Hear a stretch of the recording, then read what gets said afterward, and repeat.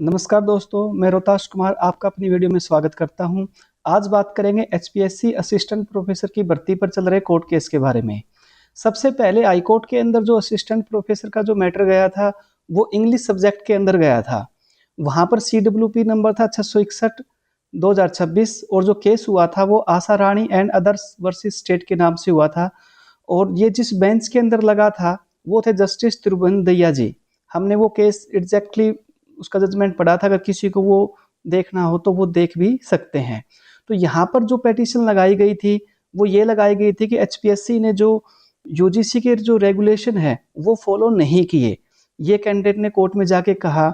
और वहाँ पर जो कोर्ट है, जस्टिस जो त्रिभुवन दैया जी है, उन्होंने एचपीएससी की एडवर्टाइजमेंट ही क्वैश कर दी थी। इंग्लिश की एडवर्टाइजमेंट जो वहाँ पे क्वैश हो गई थी, उसके बाद में उन्हीं की बैच के अंदर मैथमेटिक्स असिस्टेंट प्रोफेसर मैथमेटिक्स का मैटर गया, कॉमर्स का मैटर गया, वो सारे केसेस वहाँ पर गए और उन्होंने कहा कि इनका रिजल्ट फाइनलाइज मत करना। एक तरीके से उनके ऊपर स्टे लग गई। तो ये जो सारे केसेस थे वो त्रिभुवन दैया जी की बेंच के अंदर गए थे। इसके बाद में आज जिस केस के बारे में हम बात कर रहे हैं वो था केमिस्ट्री सब्जेक्ट के ऊपर कैंडिडेट जो है वो कोर्ट के अंदर गई थी, उसके बारे में हम बात करेंगे। आज ये जो कैंडिडेट जो कोर्ट के अंदर गई, इन्होंने सेम पेटिशन लगाई थी जो इंग्लिश सब्जेक्ट के अंदर लगाई गई थी। सेम केसेस का रेफरेंस इनकी तरफ से दिया गया था। परंतु यहाँ पर जो एक अलग चीज हुई, यहाँ पर जो बेंच है, जो जस्टिस है जी है, वो चेंज हो गए। ये जो केस जो लिस्ट हुआ वो जस्टिस हरप्रीत सिंह बरार जी की बेंच में हुआ, तो ये इसके अंदर अलग था। आज हम ये देखेंगे कि सिर्फ एक बेंच या जस्टिस के चेंज होने से केसेस के ऊपर कितना फर्क पड़ता है, वो भी आप इसके अंदर समझ सकते हो। पहले वाला जो मैटर था, सेम मैटर सेम केस के रेफरेंसेस, दो जो केसेस त्रिभुवन दैया जी की बेंच में लगा, उन्होंने पूरी की पूरी एडवर्टाइजमेंट ही क्वैश कर दी। और यहाँ पर सेम मैटर था, सिर्फ बेंच बदल गई। तो इस बेंच के अंदर क्या हुआ वो आज हम देखते हैं। तो यहाँ पर जो ये केस हुआ है, ये हुआ रेणु कुमारी वर्सेस स्टेट के नाम से, एक सिंगल कैंडिडेट थी। यहाँ पर केस रजिस्टर हुआ था 1 जुलाई 2026 को। इसके अर्जेंट में जो हियरिंग थी वो 3 जुलाई को हुई थी और इसका CWP था 196/12/2026। एडवोकेट जो थे वो RN लोहान जी थे और इन्होंने मांग क्या की थी कोर्ट के अंदर कि questioning the advertisement number 43 of 2014, appointment of the respondent number 4 to 126। यहाँ पर इन्होंने पहली मांग तो ये की थी कि जो एडवर्टाइजमेंट है वो क्वैश कर दो, 43 नंबर एडवर्टाइजमेंट थी उसको क्वैश कर दो। और जो अपॉइंटमेंट है, रिस्पोंडेंट है जो 4 से लेकर के 126 तक, मतलब इसके भर्ती के अंदर जितने भी अपॉइंटेड कैंडिडेट थे, 123 पोस्ट थी, तो इन्होंने सबको इसके अंदर पैटिशनर, सबको इसके अंदर पार्टी बनाया हुआ था। और यहाँ पर 123 पोस्ट थी for AP for the chemistry subject. और यहाँ पर इन्होंने मांग वही की कि इन्होंने जो यूजीसी के जो रेगुलेशन थे वो फॉलो नहीं किए। यूजीसी के रेगुलेशन क्या थे कि आप जो कैंडिडेट को शॉर्टलिस्ट कीजिए पहले API स्कोर के हिसाब से, और उनका जो सिलेक्शन है वो सिर्फ और सिर्फ किया जाएगा इंटरव्यू के बेस पर। बट यहाँ पर इन्होंने कहा कि HPSC ने जो प्रोसेस अपनाया वो क्या अपनाया, पहले स्क्रीनिंग एग्जाम लिया गया, वो शॉर्ट लिस्टिंग के लिए था। फिर सब्जेक्ट नॉलेज टेस्ट लिया गया, उसकी वेटेज जो है वो 87.5% रखी गई। और फिर उसके बाद में इंटरव्यू लिया गया, उसकी वेटेज रखी गई 12.5। और सब्जेक्ट नॉलेज टेस्ट और इंटरव्यू को दोनों को मिलाकर जो है यहाँ पर जो फाइनल सिलेक्शन कर दिया कैंडिडेट का। तो इन्होंने कहा कि ये यूजीसी के रूल्स के अकॉर्डिंग नहीं हुआ, ऐसा इन्होंने मांग रखी। क्योंकि यूजीसी के रूल क्या कहते हैं कि आप शॉर्ट लिस्ट कीजिए according to academic score API के हिसाब से, और जो फाइनल सिलेक्शन है वो 100% होगा इंटरव्यू के बेस पर। तो द पेटिशनर जो थी इस केस के अंदर, a dependent of an ex serviceman, वो डिपेंडेंट थी, DESM थी, मतलब has pass the JRF and NET as per the certificate dated 22/12/2016। इन्होंने नेट JRF का रखा था 2016 के अंदर। Qualified the screening test and appear in subject knowledge test where she score 52 marks. इन्होंने क्या था कि पहले स्क्रीनिंग एग्जाम क्वालिफाई कर लिया, उसके बाद में जो सब्जेक्ट नॉलेज टेस्ट है उसके अंदर इनके नाम आए, उसके अंदर इनके मार्क्स आए 52। सिंस द क्वालिफाई मार्क्स जो थे वो 35% लेने थे इनको, कितने में से, 150 में से। वर 52.5, सी वाज कंसिडर्ड अनसक्सेसफुल। तो इनके मार्क्स जो है सब्जेक्ट नॉलेज टेस्ट के अंदर वो 52 आए, परंतु इनको लेने कितने थे 52.5, तो ये अनसक्सेसफुल होगी वहां पर। फिर ये सेम केस का रेफरेंस देते हैं doctor Meeta Sai versus state of Bihar का। सेम केस जो सार्थक गुप्ता जी ने इंग्लिश सब्जेक्ट के अंदर दिया था, क्या था कि कैंडिडेट जब किसी प्रोसेस के अंदर फॉर्म अप्लाई करता है तो वो उसके प्रोसीजर के लिए ही हाँ करता है, उसके अंदर कुछ इलीगलिटी अगर है तो उसके लिए हाँ नहीं करता। इस केस में ये कहा गया था कि कैंडिडेट जो है बाद में उसको चैलेंज कर सकता है। और ये जो केस का same reference Asha Rani and state उसके अंदर दिया गया था। फिर यहाँ पर जो स्टेट है, स्टेट पहली चीज तो ये बोलता है कि जो मनदीप सिंह वाला जो केस है is not applicable. Mandeep Singh वाला केस अप्लीकेबल, मनदीप सिंह वाला केस कौन सा, जो पंजाब के अंदर जो भर्ती हुई थी असिस्टेंट प्रोफेसर की, सुप्रीम कोर्ट ने वो क्वैश कर दी थी। पहली चीज तो वो अप्लाई यहाँ पर नहीं होता। वो सेम चीज तो दया जी ने मानी थी कि ये केस यहाँ पर अप्लीकेबल नहीं होता। फिर बोलता है स्टेट द पेटिशनर हैज, पहली चीज the petitioner has not challenge the memorandum dated 11/11/2022 where by UGC regulation were adopted by the state upon modification. पहली चीज तो स्टेट ये बोलता है कि पेटिशनर ने पहली बात तो जो हमारा मेमोरेंडम था उसको चैलेंज नहीं किया। मेमोरेंडम कौन सा, जो 11/11/2022 को स्टेट ने निकाला था कि हम असिस्टेंट प्रोफेसर की भर्ती इस प्रोसीजर से करेंगे, तो उस मेमोरेंडम को इन्होंने चैलेंज नहीं किया है। पहली चीज तो स्टेट ने ये कही। फिर कह रहे हैं कि petitioner has cleared the screening test but failed to qualify the subject knowledge test as she couldn't cross the threshold of 35% marks. जो पेटिशनर है उसने स्क्रीनिंग एग्जाम जो है वो तो पास कर लिया, बट जो सब्जेक्ट नॉलेज टेस्ट है वो पास नहीं कर पाई, क्योंकि उससे जो 35% मार्क्स की जो कंडीशन थी वो क्लियर नहीं हुई।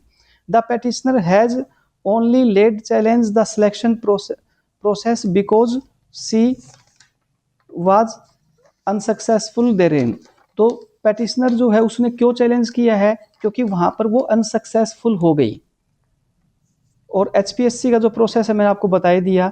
तो ये वहां पर स्टेट कह रहा है कि जो पेटिशनर है वो कोर्ट के अंदर क्यों आया, क्योंकि वो फेल हो गया। पहले उसने स्क्रीनिंग टेस्ट दिया उसके अंदर पास था, तो ये बैठ गया सब्जेक्ट नॉलेज टेस्ट के अंदर, वहां पर वो 35% की कंडीशन को क्लियर नहीं कर पाया, उसके अंदर फेल हो गया, तो फिर ये कोर्ट के अंदर आ गया। फिर जो कोर्ट है वो अपनी ऑब्जर्वेशन एंड एनालिसिस करता है। पहली चीज जो कोर्ट करता है वो कहता है कि maintainability of challenge by the unsuccessful candidate. पहली चीज ये कहता है कोर्ट की पहले तो हम ये देख लेते हैं कि जो अनसक्सेसफुल जो कैंडिडेट है वो कोर्ट के अंदर चैलेंज कर सकता है या नहीं कर सकता। उसके लिए बोलता है कोर्ट कि the petitioner participated in the selection process. Selection process के अंदर पेटिशनर ने पार्टिसिपेट कर लिया। She clear the screening test but couldn't cross the threshold of 35% marks in the subject knowledge test aggrieved by the same. The petitioner had approached this court on the ground that the mechanism adopted by the HPSC is contrary to the UGC regulation। जो candidate था उसने screening test pass कर लिया, वही same चीज कह रहे हैं कि सब्जेक्ट नॉलेज टेस्ट के अंदर फेल हो गया क्योंकि 35% मार्क्स को वो नहीं ले पाया। और फिर जब वो फेल हो गया तो वो कोर्ट के अंदर आ गया कि एचपीएससी ने जो प्रोसेस अपनाया था वो गलत था।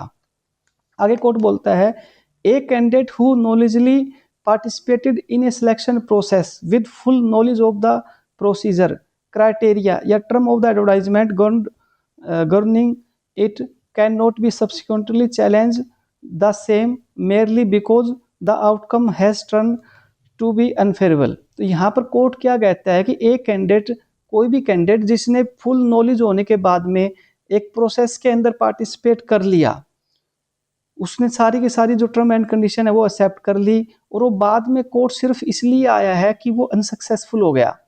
Once a candidate has taken part in the examination या इंटरव्यू विदाउट ड्रीमर सी या he is ordinarily estopped from questioning the validity of the selection process on the ground which were known या available to him at the time of participation। जब starting में candidate process के अंदर participate करता है उसको सारी की सारी चीज़ों का पता होता है, और वो उसके अंदर पार्टिसिपेट करने के बाद में उसको फिर बाद में चैलेंज नहीं कर सकता। इन बिटवीन वो कैंडिडेट फेल हो गया तो फेल होने के बाद में उसको चैलेंज नहीं कर सकता है, ये कोर्ट कह रहा है। इसके बाद में कह रहा है कि learned counsel for the petitioner है rely upon the Mita Sai, doctor Mita Sai का जो केस था, to support his claim to claim of maintainability of the present petition. वही सेम चीज कह रहे हैं कि जो कैंडिडेट है वो कोर्ट के अंदर किस केस के बेस पे कह रहा है, डॉक्टर मीता साई वाले केस के बेस पर कह रहा है। बट उसके बाद में 2 जजेस का bench of the honourable supreme court in the Mohit Kumar versus state of UP, एक फिर बाद में जस्टिस एक केस का रेफरेंस देते हैं Mohit Kumar versus state of UP का।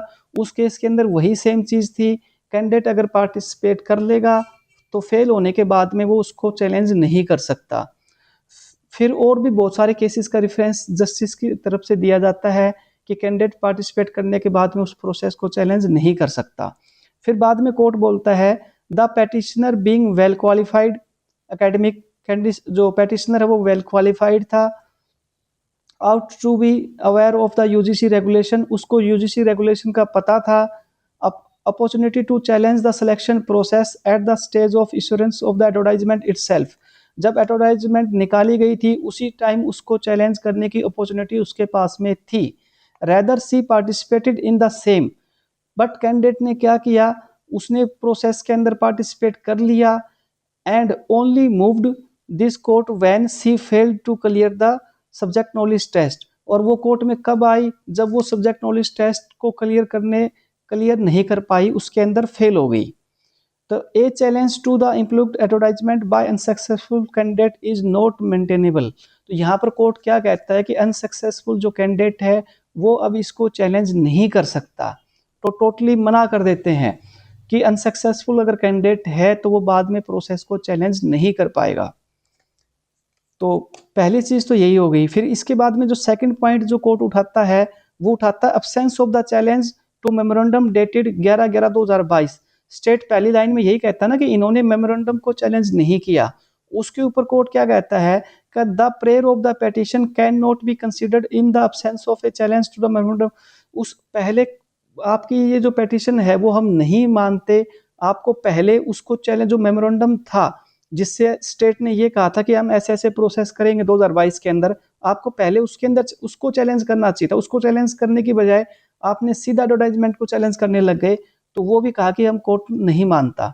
इसके बाद में कोर्ट जो है वो थर्ड और फोर्थ पॉइंट उठाता है। थर्ड पॉइंट के अंदर कहता है कि स्क्रीनिंग टेस्ट या सब्जेक्ट नॉलेज टेस्ट जो है वो जो है यूजीसी रेगुलेशन के अंदर आएगा या नहीं आएगा उसके बारे में बात करते हैं। तो उसके अंदर जो कोर्ट है वो कहता है कि add extra layer of scrutiny, जो एचपीएससी ने जो स्क्रीनिंग टेस्ट लिया है और जो सब्जेक्ट नॉलेज टेस्ट लिया है उससे क्या हुआ है कि जो एक्स्ट्रा लेयर ऑफ स्क्रूटनी है वो हो गई है। जो यूजीसी रेगुलेशन है वो मिनिमम कंडीशन बताते हैं, वो सिर्फ एक फ्लोर है एंड नॉट द सीलिंग, सिर्फ फ्लोर है एक सीलिंग नहीं है, मतलब मिनिमम यूजीसी रेगुलेशन जो वो सिर्फ एक मिनिमम चीजों को बता रहा है, अपर तो आप कितना भी कर सकते हो। प्रमोट मेटोरिसिटी, जो ये जो इनका एचपीएससी का प्रोसेस था वो मेटोरिसिटी को जो है प्रमोट करता है। Recruit the best possible educator, जो बेस्ट पॉसिबल एजुकेटर है उसको रिक्रूट करता है। तो एक तरीके से कोर्ट ने जो है एचपीएससी और जो स्टेट की है वो तारीफ की इसके अंदर कि कोर्ट ने एचपीएससी ने और स्टेट ने बहुत अच्छा प्रोसेस करवाया है, एक तरीके से ये कहा है। और इसके बाद में कह रहे हैं कंडक्टिंग ए स्क्रीनिंग टेस्ट या subject knowledge test does not amount to violate the violation of the UGC regulation. जो आपने स्क्रीनिंग टेस्ट लिया और सब्जेक्ट नॉलेज टेस्ट जो लिया है वो यूजीसी रेगुलेशन को वायलेट नहीं करता, ये कोर्ट कहता है। फिर अगला जो पॉइंट में कहता है कि the state government is empowered to prescribed higher qualification than the provided in the UGC regulation. जो यूजीसी रेगुलेशन के अंदर जो दिया गया है स्टेट के पास ये पावर है कि वो उससे हायर भी रख सकता है। So longer as the criteria provided in the letter not diluted, जो उसके अंदर जो रेगुलेशन दिए गए हैं वो उससे डायल्यूटेड नहीं होते, यहाँ पे कहता है कोर्ट। फिर लास्ट में कोर्ट जो अपनी कंक्लूजन में कहता है the present petition is hereby dismiss. जो पेटिशन थी उसकी वो हो जाती वहां पर डिसमिस। डिसमिस क्यों होती है, क्योंकि वो अनसक्सेसफुल कैंडिडेट था, प्रोसेस के अंदर पार्टिसिपेट कर लिया, उसके बाद में फेल होने के बाद में कोर्ट गया, तो कोर्ट ने माना कि वो उसको चैलेंज नहीं कर सकता, इसलिए पहले जो है कोर्ट उसकी पेटिशन को डिसमिस कर देता है। फिर कोर्ट बोलता है however for the sake of clarity as well as for the convenience of the litigation the following question are framed for the reference of a larger bench as there is an apparent conflict of the judiciary opinion of this court and the coordinate bench in the Asrani case. तो यहाँ पे बोलते हैं कि जो हमने जो judgement दिया है, इस बेंच ने जो जजमेंट दिया है, और जो आसारानी के केस में जो त्रिभुवनदैया जी ने जो जजमेंट दिया था उसमें कॉन्फ्लिक्ट है, वो दोनों अलग अलग है, इसलिए कुछ क्वेश्चन जो है वो हम हायर बेंच को भेज रहे हैं। तो हायर बेंच के अंदर वो किन क्वेश्चनों को भेजते हैं? पहला क्वेश्चन भेजा जाता है weather the state government is empowered to prescribe higher education in addition to those prescribed in the UGC regulation 2018 including supplementation of the screening test and subject knowledge test। तो पहला क्वेश्चन तो यही भेजा जाता है कि जो स्टेट गवर्नमेंट है क्या उसके पास इतनी पावर है कि जो यूजीसी रेगुलेशन है उससे मतलब हायर क्वालिफिकेशन उसके अंदर रख सकता है, और उसके अंदर जो स्क्रीनिंग टेस्ट और सब्जेक्ट नॉलेज टेस्ट जो है वो ऐड कर सकता है, क्या स्टेट के पास ऐसी पावर है? पहला क्वेश्चन ये भेजा जाता है। सेकंड क्वेश्चन ये भेजते हैं whether the state government is legally bound to accept the UGC regulation 2018 in toto. तो ये कहते हैं कि जो स्टेट गवर्नमेंट है क्या वो बाउंड है कि यूजीसी रेगुलेशन को एज इट इज ले, उसके अंदर मतलब मॉडिफिकेशन के साथ में ले सकती या नहीं ले सकती। ये जो दो क्वेश्चन है वो भेजे जाते हैं हायर बेंच के पास। हायर बेंच के पास क्यों भेजे जाते हैं? क्योंकि कॉन्फ्लिक्ट हो जाता है इस केस में और त्रिभुवनदैया जी वाले केस के अंदर। The registry is directed to place the matter before honourable the acting chief justice of this court for listing the present reference before an appropriate bench. तो हम जो चीफ जस्टिस के सामने रजिस्ट्री जो है चीफ जस्टिस के सामने लगाए कि वो किसी अप्रोप्रिएट बेंच के पास ये केस भेजा जाए। तो यहाँ पर कुल मिला के फाइनल ये निकला कि ये केस जो है वो डिसमिस कर दिया। तो एपी जो केमिस्ट्री की जो भर्ती है वो इस केस की वजह से पूरी तरह सेफ है। इसमें जो पेटिशन थी वो डिसमिस हो गई है, पेटिशन डिसमिस हो गई है। ये दो क्वेश्चन हायर बेंच के पास भेजा गया है बट उससे आपको कोई फर्क नहीं पड़ता, उसमें चाहे कुछ भी आए उससे फर्क नहीं पड़ेगा। तो अगर सेम बेंच, ये जो बेंच है इसमें अगर कोई और भी सब्जेक्ट गया, अब मान लो ये तो केमिस्ट्री वाले ने चैलेंज किया है, कोई और सब्जेक्ट रह गया हो और उसको चैलेंज करने के लिए जाए और अगर इनकी बेंच में गया तो वो जाते ही डिसमिस करेंगे ये। और फिर ये था कि जो आपका एलपीए में जो मामला चल रहा है, एलपीए डिवीजन बेंच में जो मामला चल रहा है, अगर उसके लिए अब ये पॉजिटिव चीज हो गई, अगर उनका भी यहाँ पर ऐसा ही रहा जैसे इन्होंने जो ओपिनियन था, अगर ऐसा ही ओपिनियन रहा तो इनके लिए भी यहाँ पर एक खुशखबरी आ सकती है। इस केस में डिवीजन बेंच में जो कुछ भी होगा हम आपको बताएंगे। चैनल को सब्सक्राइब कर लीजिएगा। आपका कोई क्वेश्चन हो तो आप कमेंट में भेज सकते हो और वीडियो को लाइक एंड शेयर कीजिएगा। धन्यवाद।